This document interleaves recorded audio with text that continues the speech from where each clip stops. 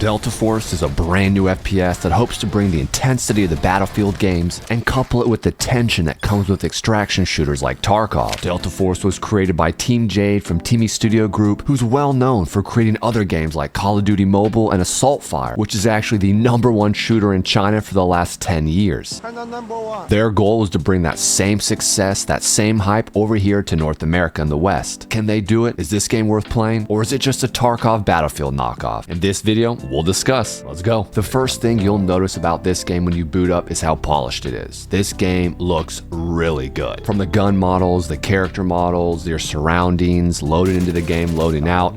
Overall, the presentation is a 10 out of 10. In fact, the graphics are so good that I feel that some lower-end computers might actually have a little bit of trouble running it. When it comes to the controls, the way it feels, the way it sounds, the overall presentation, the overall vibe of the game, it's all really, really good. Now, the beta they released is only 2 sections. You can play the extraction format or you can play the rush style format that mimics Battlefield. Now, we'll start with the extraction mode, which most people seem to be playing here off the start. Extraction games like Tarkov or DMZ from Call of Duty, these game types focus around the idea that you're going to go into a certain area, a certain part of the map, get high value items, and then extract. But the catch is, whatever you take in there, you're at risk of losing if you die. So if you load into a match and you have all your best items, all your best weapons on you, and you die, when you get back to your home base, they're all gone. For some people, this will be a massive learning curve in understanding what to take out and what to keep back at home. We all know we want to go out and play with our favorite items every single time, but if you're going into solos with no friends and you take out your favorite weapon and your favorite items, your team's going to leave you, you're probably going to run into another group of players, not AI, and you're going to lose everything. The extraction game itself is actually pretty fun. Now, it's not quite as hardcore as Tarkov, where they literally give you no information, they just kind of put you out there and let you go. It seems like this version of extraction is much more for the masses, for the common person. This game mode genuinely holds your hand and points you in every direction you need to go. And when you load into these extraction game types, you can either come across AI players or actual other user players. Now, let me tell you, the difference in between the two is massive. And that's not to say these AIs can't kill you, they definitely can. But you will know immediately when you come across a real player. And I've already seen a lot of complaints about how people don't like the idea that you go across an AI, let your guard down, and then you come across a real person and then die quickly because you thought it was another AI. This is something games like Fortnite and PUBG have had issues with, where they have so many bots in the game that sometimes you don't think it's a real person,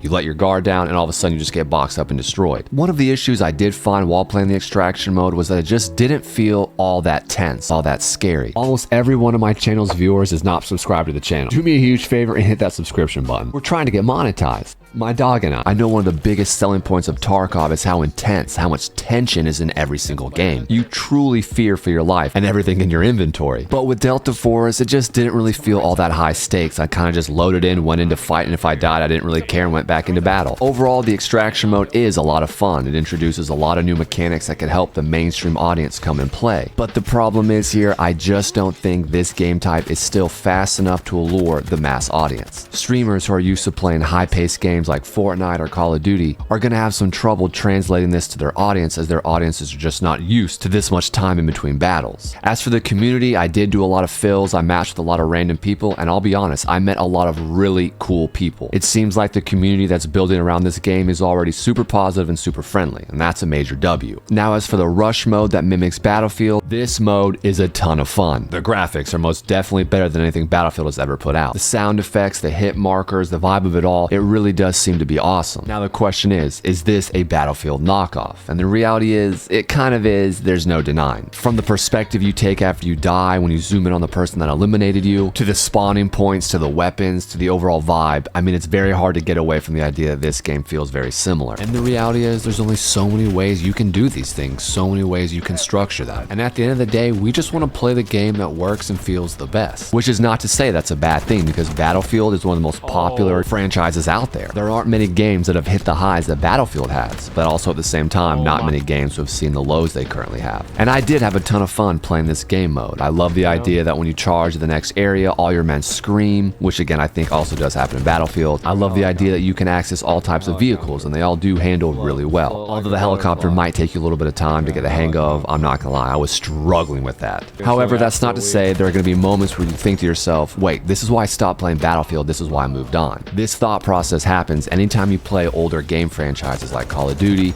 or Halo. You find yourself dying in some stupid way by someone spawning behind you or something not working correctly, and then you remember the same way you felt when you were like 14 to 16 years old. It's like, oh yeah, I don't want to play this anymore. I'm tired of this. And that is something that unfortunately this game falls into. If you're already fatigued to Battlefield games, you're going to have no interest in this because, again, this is pretty much redoing the same thing, rehashing what we've already seen. You're going to be in the middle of the battle and someone's going to spawn behind you and shoot you and you're going to get frustrated. That's just part of the game. That's like being third party in a battle royale. You just have to accept that's part of the experience. One of the cons that I thought might be worth mentioning was just how ridiculous the sniping was. When you load into one of these games, there's two maps to be able to play. One of them is this wide open, kind of in the mountains, across some plains terrain, and then the other is more of a desert city kind of push. But when you're in these open plains, freaking everybody is sniping, bro, and it kind of takes away from the overall game. Sometimes it makes you wonder if there should be a maximum amount of players that can be sniping. When you have 20 of your 32 players all just sniping, it makes it very difficult not only to win, but to have a good time. Because the players that are on the front lines fighting the other team who has actual people using machine guns, you're just going to get overrun because you have 25 of their players going up against your 10. That's why having a lot of friends playing the same game on the same team is so beneficial in games like this. If you have 8 players working together against a team of 32 who are just all doing their own things, that 8 players, those 2 squads can absolutely change the direction of the game. I did have a lot of fun. I found myself logging on the next day to get a couple rounds in because, again, the game plays really well, it sounds really well, it looks really well, it should do really well. The only question is, are we fatigued of this game type? Do we need another Extraction? Do we need another Battlefield? But one thing this game will offer that none of the others have is the campaign. This game has the rights to the Black Hawk Down story that we saw in the book by Mark Bowden or the movie we saw in the early 2000s, and we'll be able to tell that same story. That in itself is going to be a major sell to a lot of people. That movie, that story is held very dearly to heart by many veterans, by people that remember that history. And I'll be honest, I might consider getting this game just for the campaign, as that story was so intense, so powerful, that had such an impact on me as a kid. This game honestly has depth to it that could make it stand out against its peers, but at the same time, it also mimics so much of what they're doing that it might not stand out enough. But maybe this campaign could help it do so. What are your thoughts? Have you played yet? Have you given it a chance? Have you ever played Battlefield? Have you ever played Tarkov? Am I over-exaggerating? Is this really not that much of a knockoff? Let me know. Alright, that's enough yapping for today. As always, hit that subscription button and turn on notifications. Go out there and do something great. Put me in. It's okay. No objective assigned. Put me in. It's